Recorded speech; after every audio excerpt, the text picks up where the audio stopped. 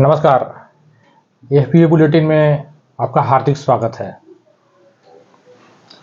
आजीविका के लिए लोग एक राज्य से दूसरे राज्यों में अथवा विदेशों में जाते रहते हैं।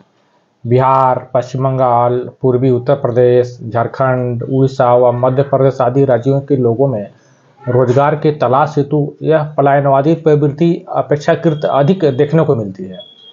चूँकि शहरों की अपेक्षा गाँव में रोजगार के अवसर कम होते हैं, लिहाजा अपना व अपने परिवार का भरण पोषण करने के लिए शहरों की अपेक्षा गाँवों से ज़्यादा लोग दूसरे राज्यों अथवा दूसरे देशों में जाते रहते हैं। राज्य के बाहर मजदूरी करने निकले ऐसे लोगों को ही प्रवासी मजदूर कहा जाता है। ये प्रवासी मजदूर असंगठित रूप से या ठेका के अंतर्गत या विविध व्यवस्थाओं के अंतर्गत कार्य कर रहे होते हैं। ऐसे प्रवासी मजदूर कार्य के दौरान व कार्य हेतु यात्रा के दौरान अक्सर दुर्घटना के शिकार हो जाते हैं। कई बार तो इन्हें जान से भी हाथ धोना पड़ता है। आप अंदाजा लगा सकते हैं कि परिवार के किसी ऐसे कमाऊ सदस्य के प्रदेश या विदेश में दुर्घटनाग्रस्त हो जाने के पश्चात उस परिवार पर विपत्ति का कितना बड़ा पहाड़ टूट पड़ता है। मुझे याद है अभी कुछ दिन पहले एक एफपीओ के महिला शेयरधारक, बहुत एक्टिव महिला शेयरधारक है, उनके पति का देहांत हो गया था, जो दूसरे प्रदेश में काम करते हैं। परिवार के वहीं कमाऊ सदस्य थे और छोटे छोटे बच्चे थे। आप अंदाज़ा लगा सकते हैं कि उन पर कितना बड़ा विपत्ति का पहाड़ टूट पड़ा था। इससे आपके अगल बगल में भी इस तरह की घटनाएं जरूर होती होगी। आप एक जिम्मेदार नागरिक हैं, आप समाज के प्रति संवेदनशील है, या आप जनप्रतिनिधि हैं, या आप एफपीओ के कोई डायरेक्टर हैं या सीईओ हैं, या ऐसे किसी पद पर है जिससे आपके ज़्यादा पब्लिक से जुड़ाव रहता है, तो आप सहज ही मन में देखेंगे कि अभी आपने थोड़ा दिमाग पर जोर लगाएंगे तो आपको लगेगा कि ऐसी बहुत सी घटनाएं घटित होती है और आप ऐसे लोगों को मदद करने में लाचार महसूस करते हैं। मगर आपको जानकारी के लिए बता दें कि लगभग प्रत्येक राज्य सरकारें अपने राज्य क्षेत्र के प्रवासी मजदूरों की दुर्घटना की स्थिति में अनुदान सहायता प्रदान करने की योजनाएं संचालित करती है। आज के एफपीओ बुलेटिन में हम आपको बताएंगे कि बिहार राज्य के किसी प्रवासी मजदूर की दुर्घटना की स्थिति में राज्य सरकार द्वारा कौन सी योजना संचालित की जाती है, किस आयु वर्ग के लोग सहायता राशि प्राप्त करने के पात्र हैं, किस तरह की दुर्घटना में कितनी राशि मिलती है, आवेदन की प्रक्रिया क्या है, इत्यादि इत्यादि। तो पूरी जानकारी के लिए आप यह पूरा वीडियो जरूर देखिए, क्योंकि दुर्घटना कभी भी किसी के साथ वह कहीं भी घटित हो सकती है। तो चलिए आगे बढ़ा जाए। तो पहले योजना का नाम समझ लेते हैं। बिहार सरकार द्वारा राज्य के प्रवासी मजदूरों की दुर्घटना की स्थिति में सहायता प्रदान करने की योजना संचालित करती है, या उसका नाम है बिहार राज्य प्रवासी मजदूर दुर्घटना अनुदान योजना। बिहार सरकार द्वारा संचालित इस योजना का नाम पुनः सुन लीजिए। इसका नाम है बिहार राज्य प्रवासी मजदूर दुर्घटना अनुदान योजना। इस योजना के क्रियान्वयन के लिए श्रम संसाधन विभाग को नोडल एजेंसी बनाया गया है। सभी जिले के श्रम अधीक्षक इस योजना के प्रभारी पदाधिकारी होते हैं। अब आप दुर्घटना के स्वरूप को समझिए। चूंकि दुर्घटनाएं कई प्रकार की होती है, इसलिए पहले आपको इनके स्वरूप को समझना होगा। बिहार राज्य प्रवासी मजदूर दुर्घटना अनुदान योजना के अंतर्गत जिन दुर्घटनाओं को मान्य माना गया है वह है रेल दुर्घटना। मान लीजिए कि यहाँ से इस बिहार राज्य से कोई व्यक्ति बाहर जा रहा है कमाने के लिए, रेल से जा रहा है, रेल मार्ग से जा रहा है और रेल दुर्घटना हो गई। ऐसे स्थिति में वो इस योजना के अंतर्गत वो मान्य माना जाता है। उसी तरह कोई सड़क मार्ग से जा रहा है या सड़क बाहर रह रहा है और उसकी सड़क दुर्घटना हो गई, वो भी इस योजना के अंतर्गत लाभ के पात्र होते हैं लोग, ऐसे लोग भी। या कभी आप देखेंगे कि बाहर लोग काम कर रहे हैं, यानी प्रदेश के इस राज्य से बाहर, देश हो या विदेश कहीं भी, और बिजली का करंट लगने से उनका देहांत हो गया, यानी विद्युत स्पर्शघात हो गया, उससे उनको वो चोटिल हो गए या फिर उनको अपंग हो गए या उनकी मृत्यु हो गई। ये भी विद्युत स्पर्शघात भी यानी बिजली से करंट लगने का भी जो घटना घटती है ये भी दुर्घटना है और ये भी इस योजना के अंतर्गत तो मान्य माना गया है। सर्पदंश, आप देखेंगे अक्सर कोई व्यक्ति सोया है या फिर काम के दौरान जा रहा है या कार्य के दौरान ही सांप काट लेते हैं, तो सर्पदंश की जो घटना है घटित होती है वो भी इस योजना के अंतर्गत मान्य माना गया है।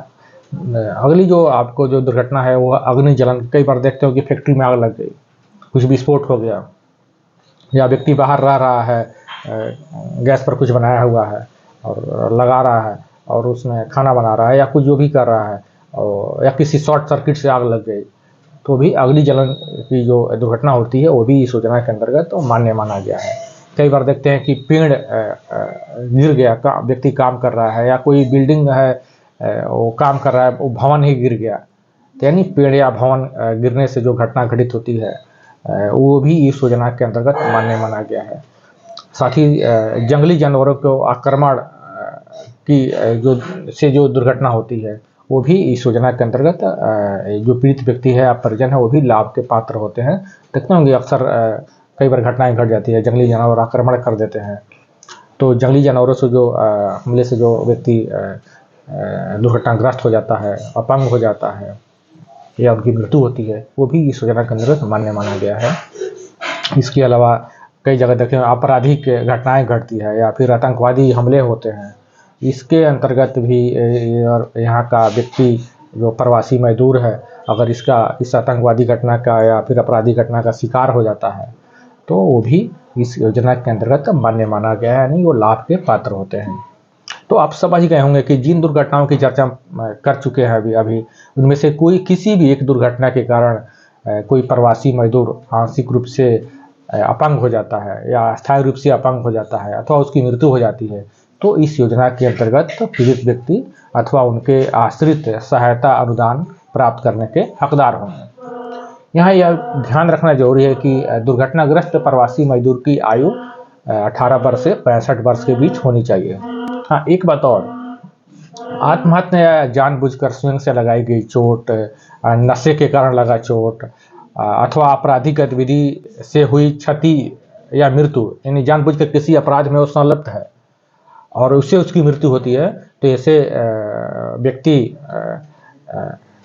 इस योजना के पात्र नहीं होंगे या उनके आश्रित इस योजना को इस योजना का लाभ नहीं मिलेगा। अब स्वरूप को समझ गए और पात्रता को समझ गए, अब आपको बताएंगे कि कितनी अनुदान सहायता राशि मिलती है ऐसे प्रवासी मजदूरों को। तो आपको बता दें कि बिहार राज्य प्रवासी मजदूर दुर्घटना अनुदान योजना के अंतर्गत दुर्घटना की प्रकृति के अनुसार अनुदान सहायता प्रदान की जाती है। आपको समझने में आसानी हो इसलिए ये दुर्घटना की प्रकृति व दुर्घटना की प्रकृति के अनुसार मिलने वाले अनुदान सहायता को हम 3 श्रेणियों में बांट लेते हैं। पहला जो श्रेणी है वो है आंशिक अपंगता की स्थिति में।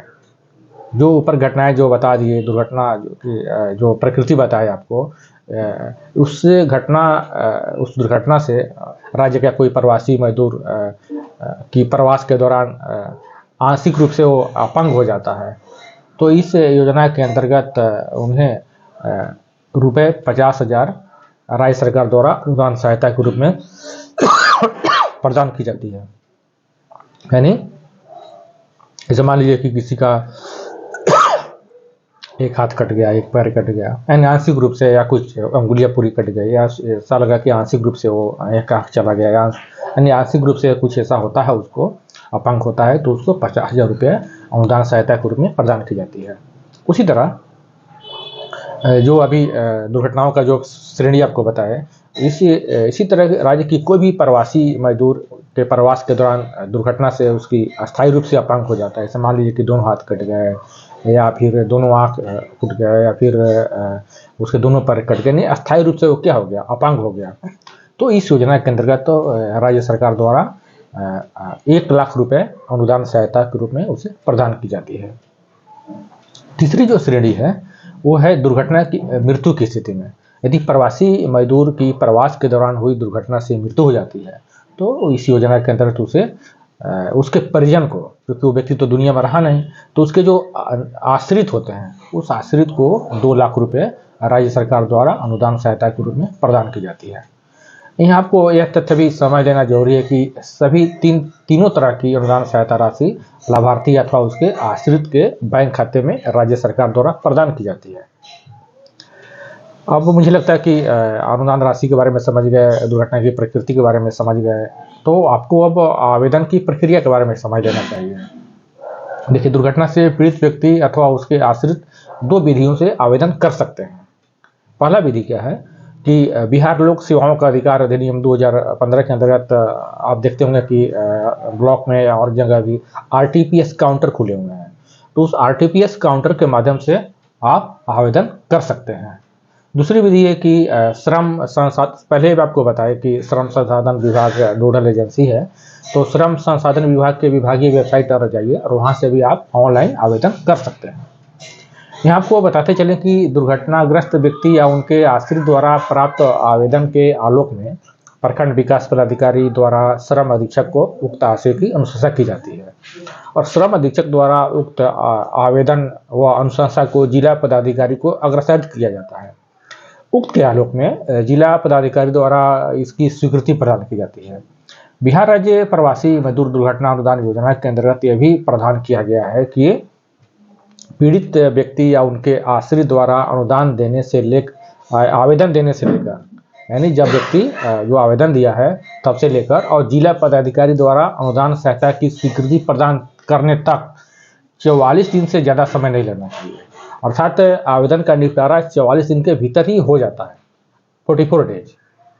उम्मीद है आपको यह जानकारी उपयोगी लगी होगी, तो इस वीडियो को अधिक से अधिक शेयर करें ताकि कोई दुर्घटनाग्रस्त प्रवासी मजदूर या उनके आश्रित इस योजना का लाभ ससमय उठा सके। अब मुझे भी इजाज़त दीजिए, आपसे जल्द ही मिलते हैं एक उपयोगी जानकारी के साथ। तब तक अपना ख्याल रखिए। पूरा वीडियो देखने के लिए आपको बहुत बहुत धन्यवाद।